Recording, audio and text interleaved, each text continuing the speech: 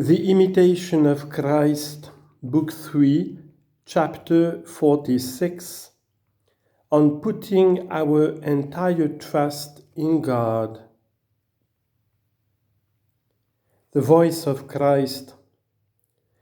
My son, stand firm and trust in me. What are words, but words only?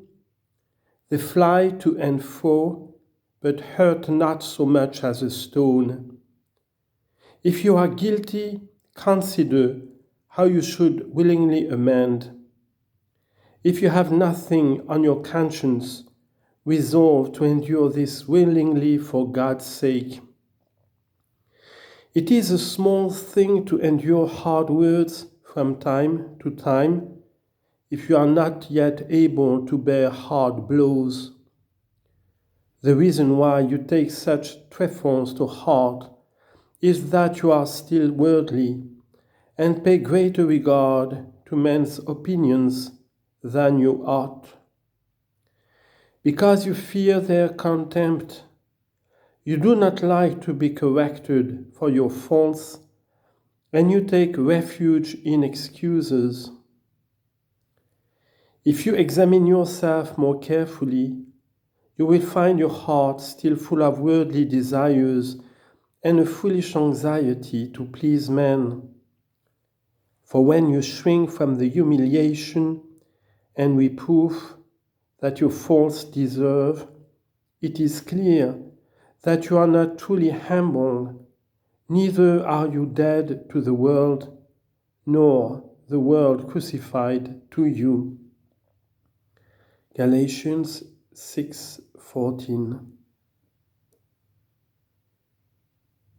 Listen only to my words, and you will care nothing for 10,000 words of men.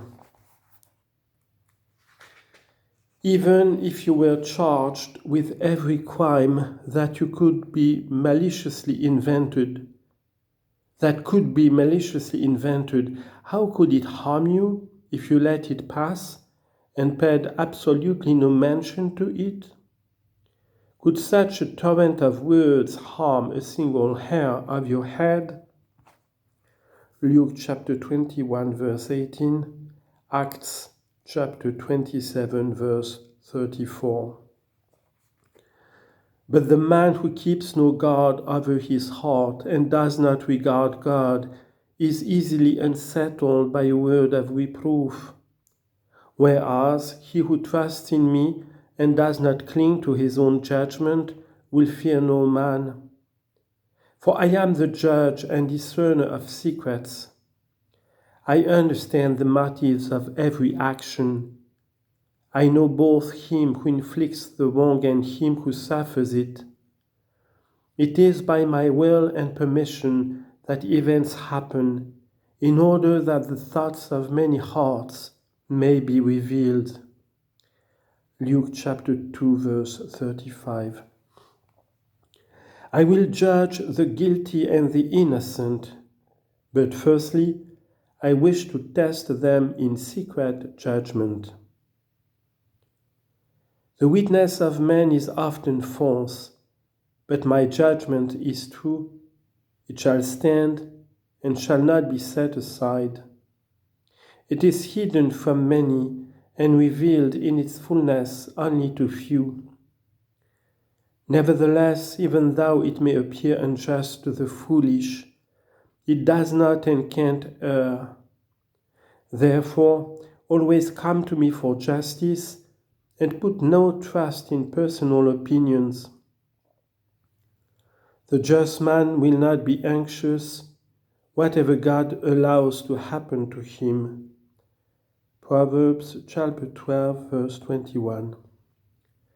Even if a groundless accusation is laid against him, he will not greatly care, nor will he be unduly elated if he is fairly acquitted by others, for he knows very well that it is I who examine both the heart and the senses, and do not judge according to outward appearances. John chapter 7 verse 24. For those things which men regard as commendable are often blameworthy in my sight. Voice of the disciple. O Lord God, most just judge, strong and patient, who know the weakness and wickedness of man, be my strength and all my trust, for my own conscience is not sufficient. You know what is unknown to me, and I should therefore have been humble when blamed and borne it meekly. Be gracious and pardon the occasions when I have not done this, and once again give me grace to endure more patiently. Your abundant mercy will better obtain my pardon than will my fancied innocence satisfy my inmost conscience. For although I may not be conscious of any fault, yet this does not absolve me. 1 Corinthians chapter 4, verse 4. If you withhold mercy, no man living can be absolved. Psalm 143, verse 2.